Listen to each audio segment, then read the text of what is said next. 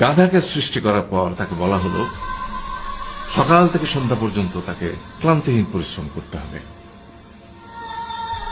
সারা জীবন তাকে পিঠে ভারী বোঝা বইতে হবে, খেতে পাবে শুধু ঘাস, আর তার মাথায় কোনো বুদ্ধি থাকবে না। তার আয়ু হবে 50 বছর। গাধা করজোড়ে সৃষ্টিকর্তাকে বলল, আমি এত বছর বাঁচতে চাই না, আমাকে 20 বছর আয়ু দেওয়া হোক। সৃষ্টিকর্তা সেটাই মঞ্জুর করলেন। কুকুরকে যখন সৃষ্টি করা হলো তখন তাকে বলা হলো যে সে হবে মানুষের সবচেয়ে বড় বন্ধু, কিন্তু সে খাবে মানুষের উচ্ছিষ্ট, এবং তার আয়ু হবে 30 বছর। কুকুর সৃষ্টিকর্তাকে বলল, আমি এত বছর বাঁচতে চাই না, আমাকে 15 বছর আয়ু দেওয়া হোক। সেটাই মঞ্জুর করা হলো।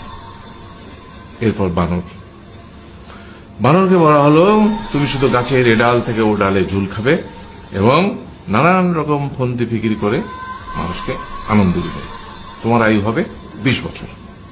মানুষ বলল, আমি 20 বছর বাঁচতে চাই না, আমাকে 10 বছর দেওয়া হোক। সেটাই মঞ্জুর করা হলো। এবার এলো পুরুষ মানুষের পালা।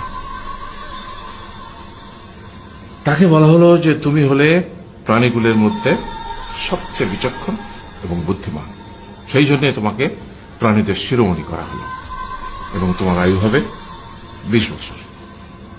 তখন পুরুষ মানুষ বলল, করজোড়ে বলল সৃষ্টিকর্তাকে যে 20 বছর আয়ু অত্যন্ত কম, হে প্রভু, আমাকে ওই গাধার সে যে 30 বছর আয়ু চায়নি সেটা আমাকে দেয়া হোক, ওই যে কুকুর 15 বছর ফিরিয়ে দিয়েছিল সেটাও আমাকে দেয়া হোক, আর যে বানর 10 বছর নেয়নি সেটাও আমাকে দেয়া হোক। 20 বছর অত্যন্ত কম, আমি দীর্ঘদিন বাঁচতে চাই। সৃষ্টিকর্তা সেটাও মঞ্জুর করলেন। তারপর কি হলো?